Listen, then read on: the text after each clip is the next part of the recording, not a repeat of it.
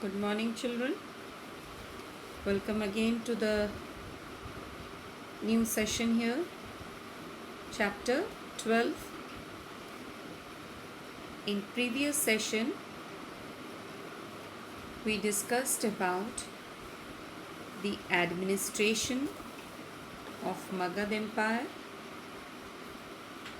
Then we studied about social condition, where we discussed about four Varnas. We also discussed about the important unit of the society. Women occupied a prestigious place. Then we came to the next topic, religion,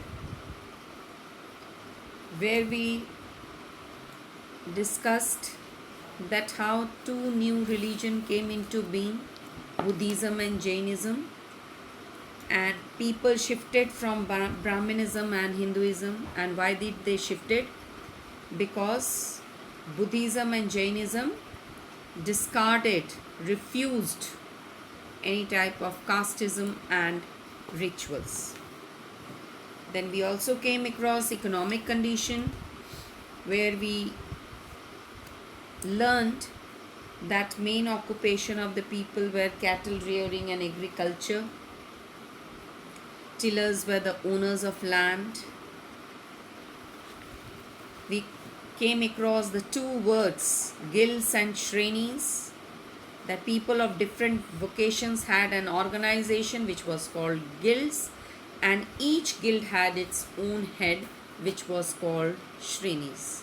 Children, when I was checking your homework, there I came across that many of you have not gone through the video and not done and so you have not been able to do your homework properly. I saw and checked your homework, and I found out that many of you have written the answer of Shreni wrong. Many of you have defined the term Shreni not in a proper way. The actual definition of Shreni is that each guild has an own head. And what is a guild? People of different vocations which had their own organization, that was called guild, and each and every guild had a head which was called Shri. Children, today we will discuss about punched mark coins. Can you see here the picture?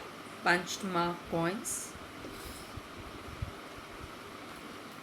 Here I have, in my video I am showing you this. This is a punched mark coins. What is this?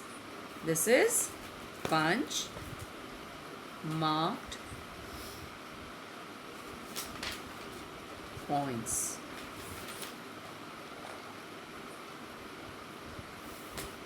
Here also you can see the images. Now what is this punched mark coins? First of all, these coins were made of copper and silver,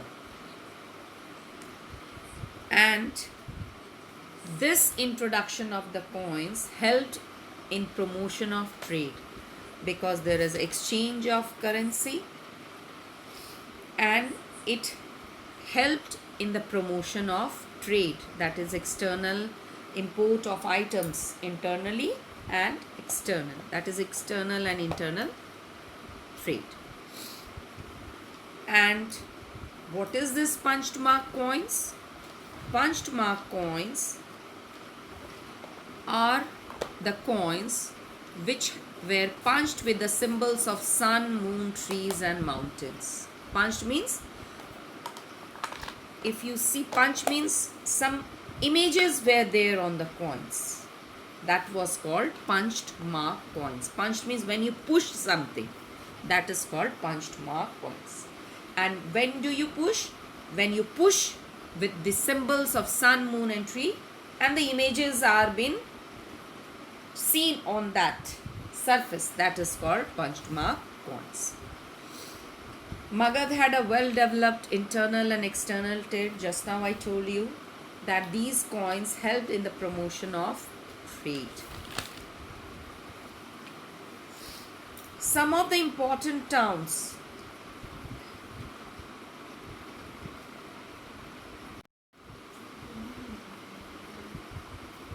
The important towns like Puranagar and large towns. Puranagar, where was it?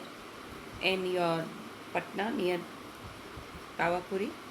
And large towns, Mahanagars. Nowadays also we have at present Mahanagars, Delhi, Mumbai. So that time also were large towns which were called Mahanagars. During this period where Champa, that is called, it is in Bihar. Rajgir, it is also in Bihar. Saraswati district, Gonda in UP. Kaushambi, it is in UP. District is Allahabad. Varanasi, that is Uttar Pradesh. Vaishali, Bihar. So most of the Mithila, that is Bihar and Nepal border, which is called Mithilanchal. So most of the states you will see that towns were found in Bihar and UP. Ayodhya district, Faizabad in UP, Ujjain, Madhya Pradesh, and some of the important famous ports were also there. These were the famous towns, and some famous ports were also there. You know what is ports? That is called Bandargah. That is Tamra Parvu, that is was in Sri Lanka.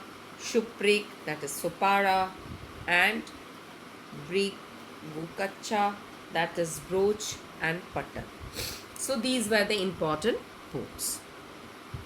So we came across the administration, social condition, religion, economic condition of the people of Magad, and also we came across the important towns and ports. Now the question arises that if they were well developed, well settled, well administered, then what were the reasons behind the decline of Magad Empire? Because whenever something rises, there are some reasons behind the downfall. Whenever something is raised, there is a time when the time comes when it leads to downfall. So Magad was also very powerful empire, but after some decades, or you can say after some years, it led to the downfall. Now let's come that what were the reasons behind the downfall of Magad Empire. First reason is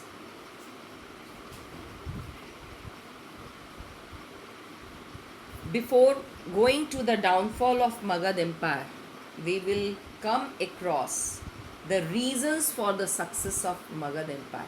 Because once upon a time, this Magad Empire was very powerful, very famous, very successful one.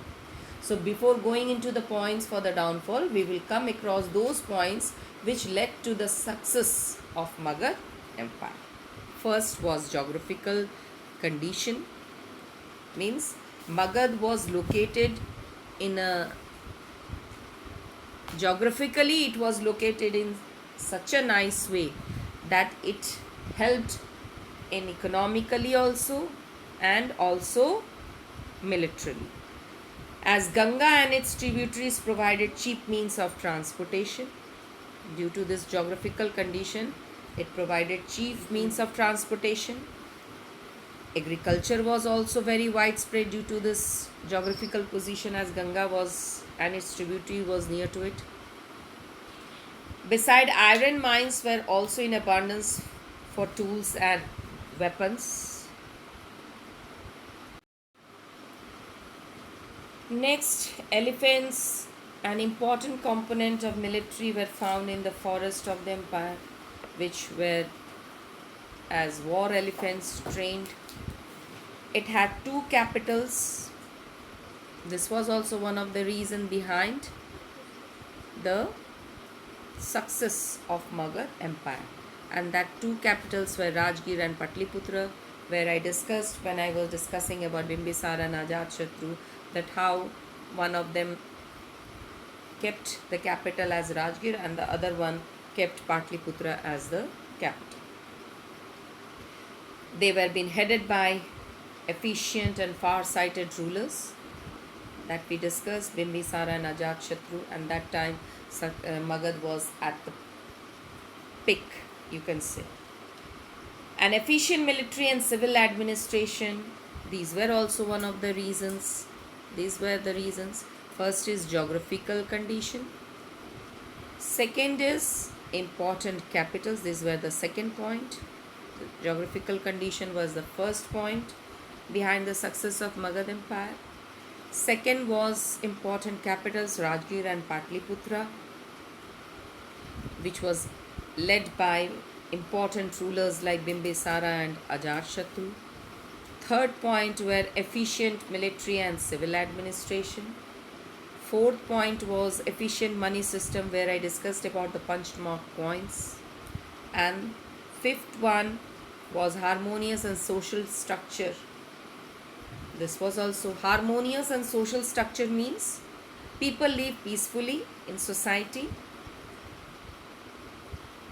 Well constructed bridges and roads were there. That means there was a good connectivity. This was a sixth point, that bridges and roads were there where people were linked to each other, made Magad a successful empire. So these were the reasons behind the success of Magad Empire. Children, just now I told you that if there is a rise, the time comes, you can say, that it also led to the downfall. So these were the reasons behind the success of Magad Empire. Then now the question arises that why it led to the downfall. Why it led to the downfall? What were the reasons behind why it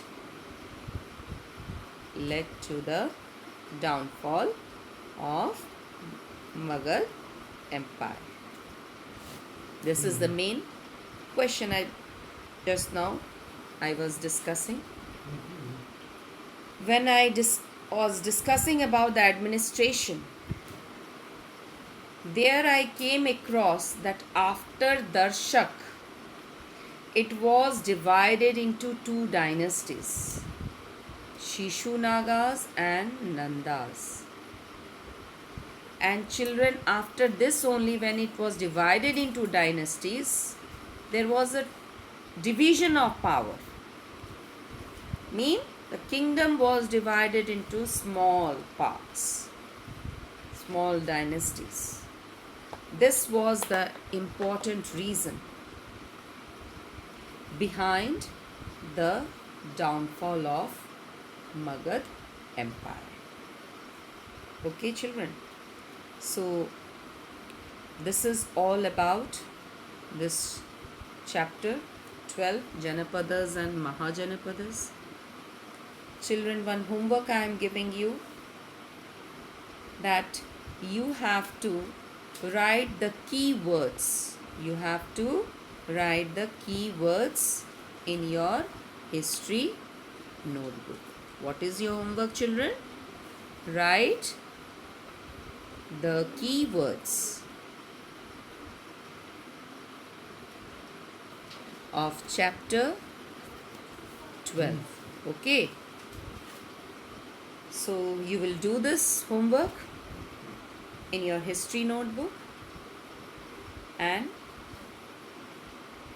post it in your WhatsApp group. Thank you, children.